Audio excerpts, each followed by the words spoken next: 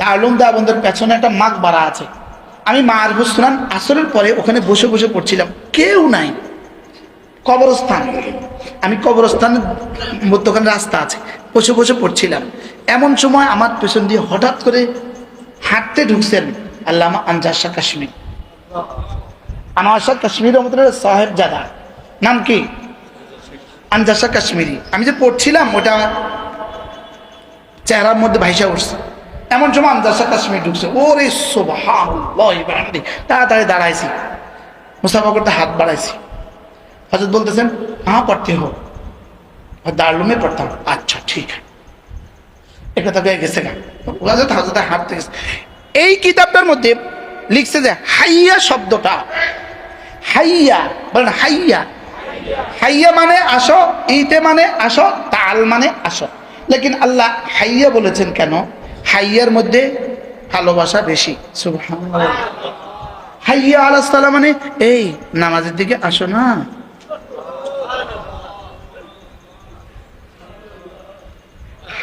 হাইয়া মানে কি বলেন? এটার মধ্যে মহাব্বত বেশি, এটার মধ্যে এটা ভালোবাসার ডাক। এটা কি ডাক? হাইয়া আলাস সালাহ, হাইয়া আলাস সালাহ, আসো না। এবার বান্দা যেন জিজ্ঞেস করে, মারফুস সুনান আজানের অধ্যায়, তিরমিজি জেলদা বলে আজানের অধ্যায় পড়ে দেখে নিবেন। এবার আল্লাহ বান্দা যেন বলে, মুয়াজ্জিন আমি মসজিদে গেলে না নামাজে গেলে কি দিবে, কি দিবে? তো আল্লাহ তাআলা বলেন, মুয়াজ্জিন তুমি ওকে মনে করায় দাও, হাইয়া আলাল ফালাহ। তোমার কামিয়াবি, তোমার কামরানি, তোমার সাআদাত, তোমার দুনিয়া, তোমার আখিরাত সব আমি নামাজের মধ্যে রেখে দিয়েছি। তোমার সব আমি নামাজের মধ্যে রেখে দিয়েছি। তোমার নামাজ যদি হয় আমার জন্য, নামাজ যদি হয় এভাবে আমি তোমাকে দেখছি। ইমাম করবে ইমামের কাজ, তুমি করবা তোমার কাজ। আর তুমি মনে মনে ভাবতে থাকবা আমাকে তিনি দেখছেন, আমাকে আমার রব দেখছেন। বলেন বলেন বলেন, আমাকে আমার রব দেখছেন, তিনি আমার দিকে তাকিয়ে আছেন। এই জন্য আল্লামা ইবনে তাইমিয়া আলাইহিস রহমার এক বিখ্যাত কিতাব আল খুশু ফিস সালার মধ্যে তিনি লিখেছেন, বান্দা যখনই নামাজে দাঁড়ায়, বান্দা যখনই তার দিলের দিকে তাকিয়ে থাকে, আমার রব আমাকে দেখছেন, তখন আল্লাহ তাআলা বান্দার দিকে তাকিয়ে থাকে। ইন্নাল্লাহ ইয়ালতাফিতু ইলা আবদিহি মা দামা ইয়ালতাফিতুল আবদু ইলা রাব্বিহি। বান্দা যতক্ষণ আল্লাহর দিকে ইলতিফাত করে, আল্লাহ বান্দার দিকে ইলতিফাত করে।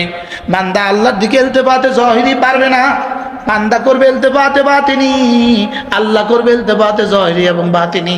সুবহানাল্লাহ। বুঝাতে পারছি? বান্দা কোন দিকে তাকাবে? এজন্য ফাওয়াল্লি ওয়াজহাকা শাতরাল মসজিদিল হারাম, চেহারা ফিরাও ঘরের দিকে, আর দিলটা ফিরাও ঘরের রবের দিকে। দিল ফিরাবা কার দিকে?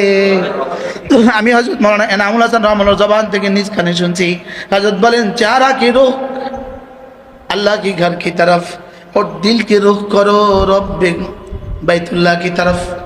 দিলের রুখ করো বাইতুল্লাহর দিকে, চেহারার রুখ করো ঘরের দিকে। এখন আমাদের রুখ, চেহারার রুখ তো ঘরের দিকে করলাম, দিলের রুখ কোন দিকে করে আছি? আরো কত কিছু বলেন না, বাস্তব না বাস্তব? দিল কোন দিকে এটা দিলের খবরে নাই, দিল কইতেও পারতো না দিল কোন দিকে। বলেন না, বাস্তব না বাস্তব? এই জন্য আমার নামাজ যেন হয় সিফতে ইহসানের সাথে, আমার জিকির যেন হয় সিফতে ইহসানের সাথে, আমার ওয়াজ যেন হয় সিফতে ইহসানের সাথে। শুধু ইহসান হলে হবে না, দাওয়াম ইহসান। একটা হলো ইহসান, আর একটা হলো দাওয়াম ইহসান। বলেন কি বলছি? দাওয়াম ইহসান হলে এই মানুষটা দ্বারা আর কোনো গুনাহ হবে না। আল্লাহর কসম খায়া বলি, ইহসান আর দাওয়াম ইহসান ছাড়া গুনাহ থেকে বাঁচার আর কোনো এর চেয়ে বড় কোনো তাবিজ হইতে পারে না। গুনাহ থেকে বাঁচা জরুরি না জরুরি না? হ্যাঁ, তো কি দিয়া গুনাহ থেকে বাঁচবেন? ইহসান না দাওয়ামে ইহসান? এখানে ইহসানে তো নয়, দাওয়ামে ইহসান আসবে কোথা থেকে? হ্যাঁ, মনে বুঝেন নাই? ফ্যান এটা যে ঘুরে, মাঝে মাঝে ঘুরে, মাঝে মাঝে বন্ধ হয় না। এখন যে ঘুরতেছে মাঝে মাঝে ঘুরতেছে, মাঝে মাঝে বন্ধ হয়। আচ্ছা মাঝে মাঝে ঘুরে মাঝে মাঝে বন্ধ হয়, ফ্যানটা কি ভালো না নষ্ট? হ্যাঁ, এখন এহসান যদি মাঝে মাঝে হয় মাঝে মাঝে বন্ধ হয়, তো এটা কি মহসেন না নষ্ট? মহসেন, অর্ধেককে মহসেন না ফুল মহসেন। এখন আমরা কত ভাগ মহসেন?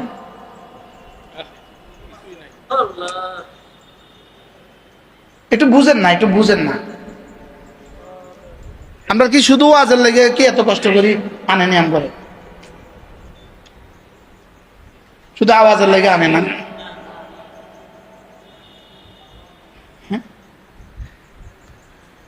তাহলে আমার দাওয়া খেয়াল করেন, আমার যদি এহসান নসিব হয়, এহসান আমাকে নিসিয়ান থেকে বাঁচাবে, এহসান আমাকে নিসিয়ান থেকে বাঁচাবে। নিসিয়ান থেকে যদি বাঁচা, এহসান আমাকে জিকিরের উপর তুলবে। এবার এহসান যদি হয়ে যায়, নিসিয়ান থেকে বেঁচে যাব, জিকির হয়ে যাবে।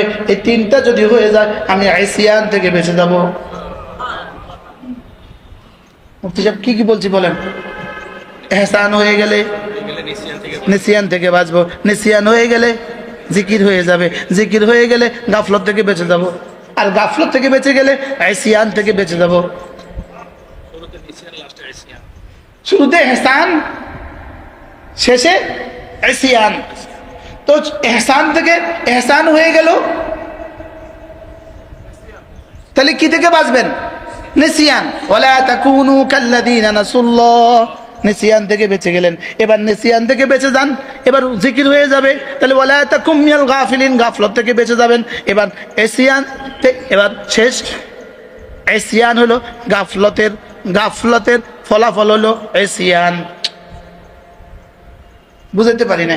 মনে আরিফ আসছে, মাশাআল্লাহ মাশাআল্লাহ, কত ওলামা ইকরাম আসছে।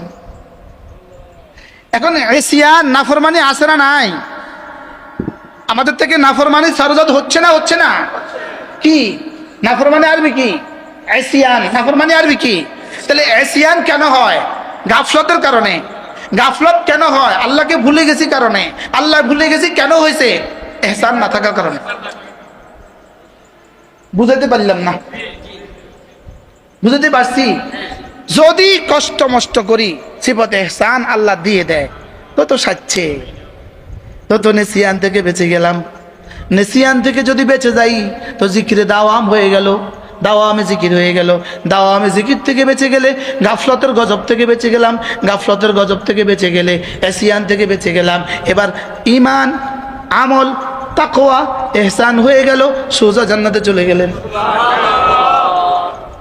কি হয় বলেন না? ইনশাআল্লাহ। তাহলে বলেন ঈমান, ইসলাম, তাকওয়া, ইহসান। ঈমান, ইসলাম। ইসলাম মানে কিন্তু আমলে সালেহ। ইসলাম মানে কি? আমলে সালেহ। আর ঈমান মানে কি? ঈমানের যত শাখা প্রশাখা আছে। আর ইসলাম মানে কি?